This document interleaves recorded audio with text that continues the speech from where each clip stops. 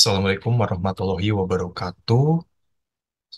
Untuk Bu Ultas atau siapapun yang menyaksikan tayangan video ini, pada kesempatan kali ini, saya dan beserta rekan-rekan kelompok akan memaparkan tentang final project kami mengenai team-based project, di mana di antara kami adalah, di mana dalam kelompok kami terdiri dari Catherine Elsa, Dava Putra, saya sendiri, Inyoman Arya Deru Dharma, dan Masta Agustina.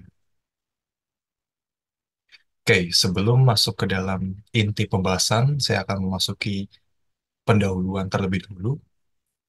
Kita ketahui bahwa era Society 5.0 merupakan fase evolusi masyarakat yang ditandai dengan integrasi yang semakin dalam antara dunia digital dan dunia fisik.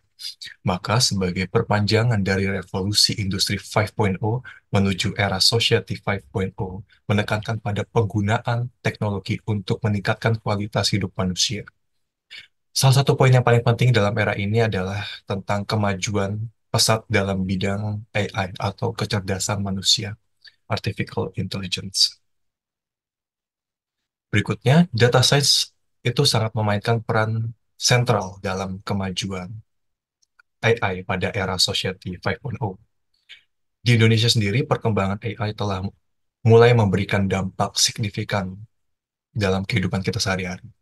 Meskipun masih dalam tahap awal, penggunaan AI sudah terlihat dalam berbagai aplikasi, mulai dari layanan e-commerce hingga sistem transportasi pintar. Dengan proyeksi ke depan, harapan terbesar terletak pada bagaimana AI dan data science akan terus membentuk kehidupan sehari-hari di masa yang akan datang, dengan terus meningkatkan kapabilitas AI dalam memahami dan merespons lingkungan sekitar. Diharapkan akan ada perubahan yang signifikan dalam berbagai aspek kehidupan di masa depan nanti, mulai dari segi kesehatan, pendidikan, hingga mobilitas sampai dengan keberlanjutan. Berikutnya akan dilanjutkan oleh rekan saya. Oke, selanjutnya kita masuk ke pentingnya data science untuk kehidupan manusia pada era Society 5.0. Data science memainkan peran penting dalam mengumpulkan, menganalisis, dan menafsirkan data yang berukuran besar dan rumit. Data science dapat mengidentifikasi pola, tren, dan hubungan yang mungkin terdapat dalam data dengan menggunakan teknik statistik, matematika, dan ilmu komputer. Contoh-contoh penerapan data science dapat ditemukan di berbagai industri, seperti yang pertama itu ada prediksi resiko kredit, yang di mana bank dan lembaga keuangan memanfaatkan ilmu atau data untuk mengevaluasi tingkat resiko kredit dari calon peminjam. Yang kedua ada sistem rekomendasi produk, yang di mana untuk meningkatkan pengalaman belanja online, pelanggan, perusahaan e-commerce memanfaatkan data science dalam mengembangkan sistem rekomendasi produk. Yang ketiga ada diagnosis penyakit, yang di mana data science diterapkan dalam bidang kesehatan untuk melakukan analisis terhadap data medis seperti citra, pencitraan, dan catatan pasien. Dan yang keempat itu ada prediksi kanker, yang di mana adanya penelitian yang memanfaatkan ilmu data untuk mendukung pengobatan kanker.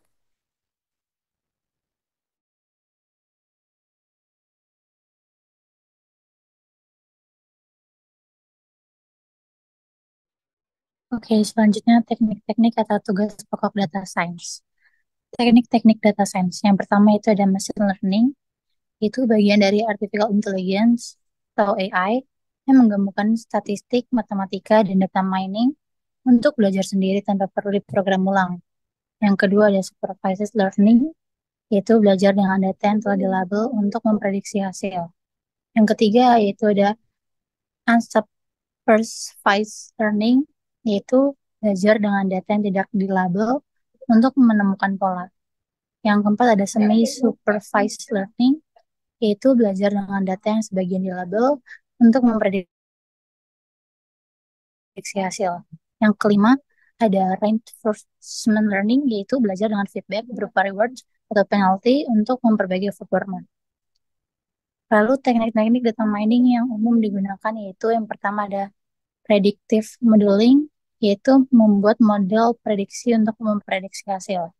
Yang kedua ada link analysis, membuat hubungan antar data individu atau sekumpul record. Yang ketiga ada division detection, yaitu mengidentifikasi outlier yang mengekspresikan deviasi dari ekspektasi. Yang keempat ada nearest neighbor, itu membuat klasifikasi berdasarkan pembelajaran data. Yang keempat, yang kelima, clustering, yaitu mengklasifikasi data berdasarkan kriteria masing-masing data. Dan yang terakhir ada decision tree, membuat model prediktif yang dapat digambarkan seperti pohon.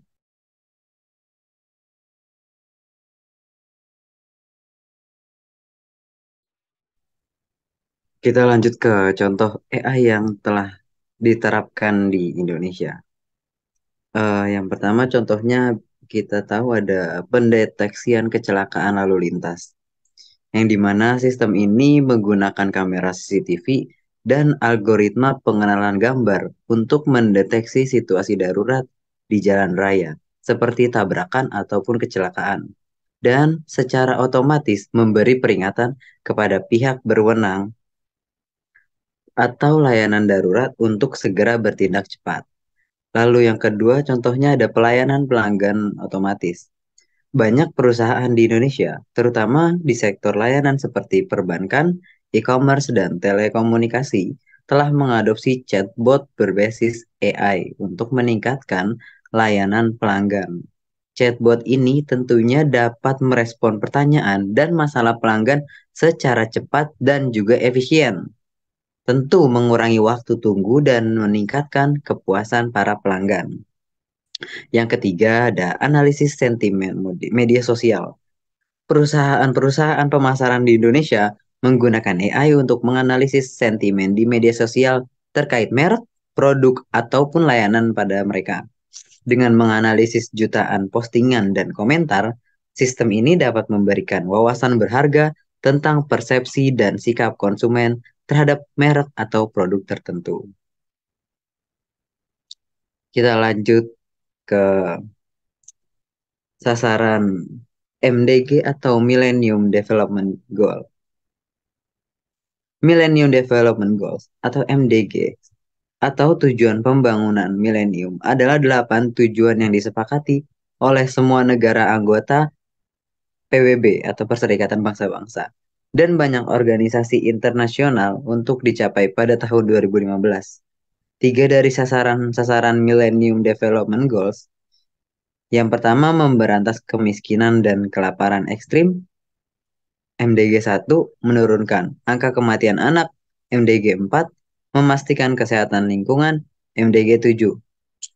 Lalu ada agen cerdas yang dapat membantu pemerintah dalam menangani masalah MDG, yaitu adalah Smart Health System, yang berfokus pada 3 MDG yang diidentifikasi sebagai berikut.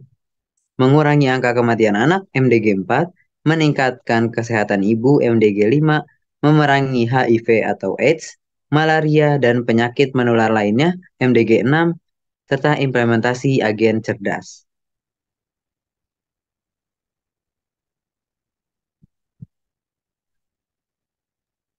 Baik, dari semua penjelasan yang sudah kita jelaskan, kita bisa mengambil kesimpulan bahwa data science menjadi sangat penting untuk memahami dan memanfaatkan data secara efektif karena masyarakat 5.0 dicirikan oleh integrasi teknologi digital serta kecerdasan buatan dalam kehidupan sehari-hari, menghasilkan data yang dapat digunakan untuk analisis tambahan, didasarkan pada teknik dan tugas utama bidang ilmu data, seperti pengumpulan, preprocessing, eksplorasi, analisis, dan visualisasi.